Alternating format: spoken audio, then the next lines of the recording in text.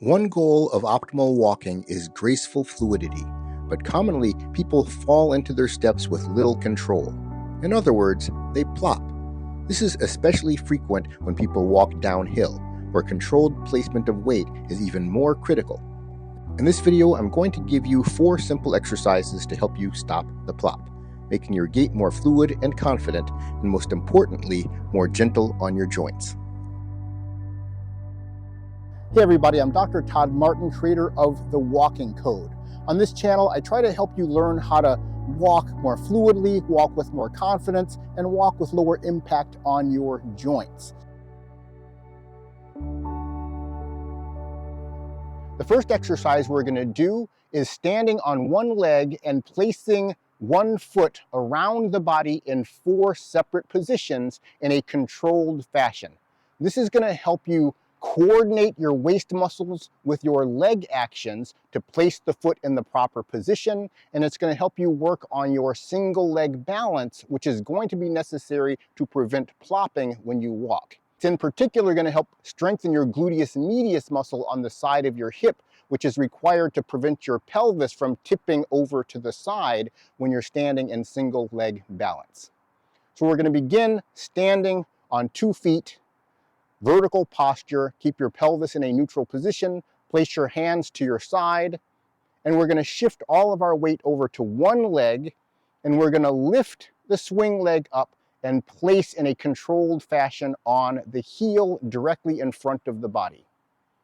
There's going to be a slight lowering of the weight as we place. Avoid tilting forward, tilting to the side. Keep your eyes gazing straight forward. Then we're going to retract the leg, place out on the inside ball of the foot, retract and place directly behind the body on the toes, and then retract and toe tap right by the side of your standing leg. And what we're going to do is try to do 10 repetitions of this sequence. Don't worry if you can't make it to 10. Start with a smaller number of repetitions that you can do while maintaining vertical posture, and then gradually try to improve over time. Place the heel in front, place the ball to the side, inside ball, and place directly on the toes behind, and then toe tap.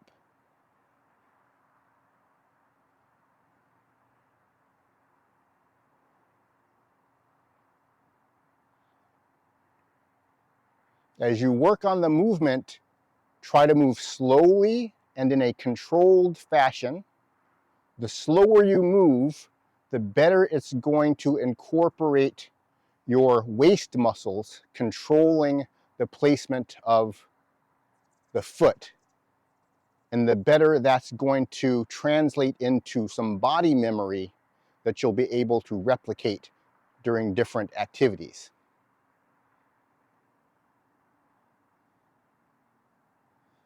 You may start to feel a little bit of a burn in the side of the back of your hip, where your gluteus medius muscle is trying to keep everything stabilized.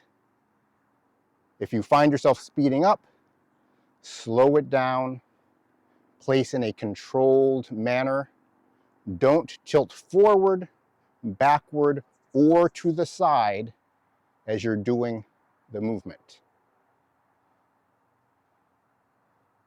When you finish 10 repetitions, then you're going to switch to the other side and do the same pattern.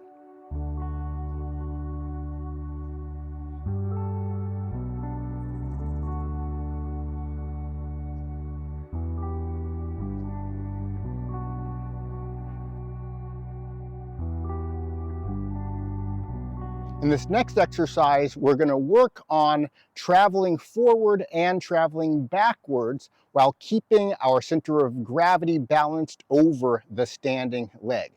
This is going to work on our single leg balance and our foot placement, just like in the first exercise. It's also going to help work on our ability to transfer weight in a controlled fashion.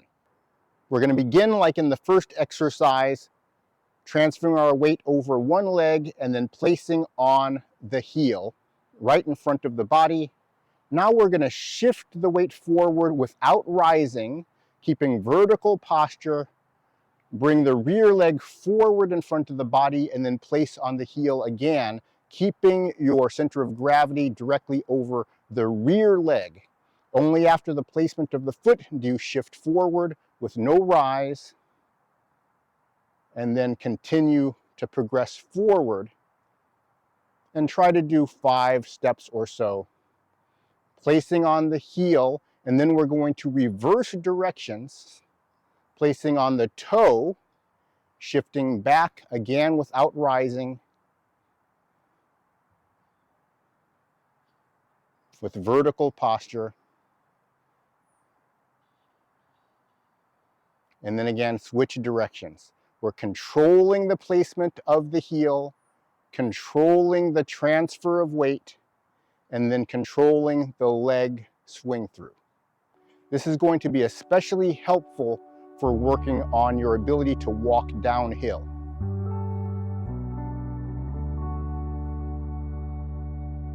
For exercise number 3, we're going to take exercise number 2 and do it on a downhill slope. So hopefully somewhere near your home, you'll have a slope that you can walk down. This does not have to be a steep slope.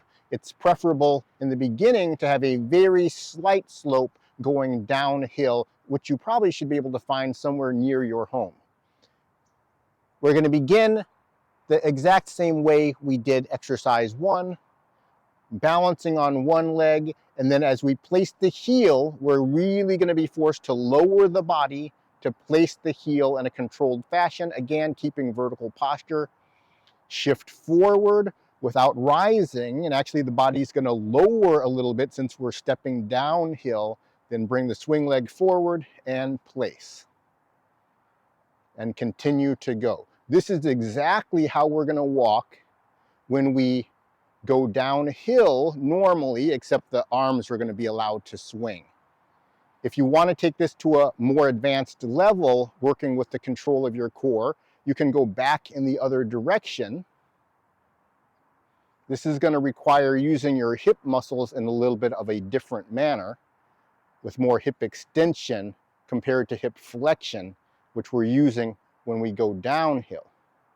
And then reverse, place gently, transfer weight, bring forward the leg, place the heel, transfer weight, place and transfer, place and transfer. The key to avoid plopping is to separate the placement of the foot from the transfer of the weight. Placement of the foot comes first, then the transfer of weight. Placement of the foot, then the transfer of weight.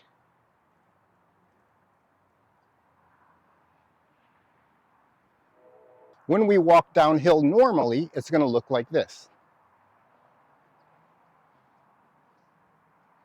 When you walk downhill in that manner with the controlled foot placement and controlled weight change without the plop, you're going to get all the benefits of strengthening those muscles in the legs, particularly the anterior tibialis, your quads, your hamstrings, and your calves, but you're not going to have that damaging plop that is going to actually cause a negative impact on some of those vulnerable muscles that typically start to hurt when you're walking downhill if you're not doing it the correct way. For our 4th and final exercise, we're going to need a pole or a door jamb or something like that to place your palm on to complete the exercise. We're going to stand with one palm on, in this case, the pole, and we're going to shift our weight onto one leg and then step forward as if we were doing the mid-swing phase of a step. But we're going to leave the heel off the ground in this position. This is the position that would occur right before we bring the heel down. And we're going to practice that placement of the heel using our core in a controlled fashion. Begin by using your waist to bring the heel down, and the rear heel should come up as that happens. But do not shift your weight all the way over to the flat of the foot. Just place the heel, use your hand to stabilize, and then shift your weight back, and then bring the heel down, the rear heel up and go back and forth. You should notice the arm begin to swing forward on the side that is coming down with the heel. And then as you retract the weight back, that arm should swing backwards, parallel or even with the body. Practice this action on both sides. After you have that down pretty well, then place the heel and then transfer the weight forward, bringing the foot to the flat position, but the rear toes still on the ground. And then go back again, place the heel, transfer the weight. Keep the posture vertical at all times. And try and see if you can feel the motion of the waist that brings the heel down in that controlled fashion.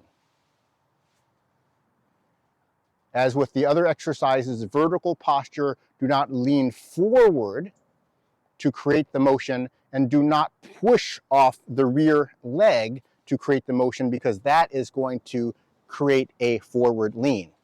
So use your core rotation to bring the heel down and then transfer weight. The upper waist rotation is what's going to bring the heel down, and then the action of the lower abs tucking the pelvis on this left side is what's going to bring the foot to the flat position. When you have those motions separated nicely, then try to finish the motion by stepping forward. Take the plop and the bounce out of your step by learning how to move more fluidly and gracefully using the walking code. If you enjoyed this video, make sure to click the like button, subscribe to the channel, and share this video with others.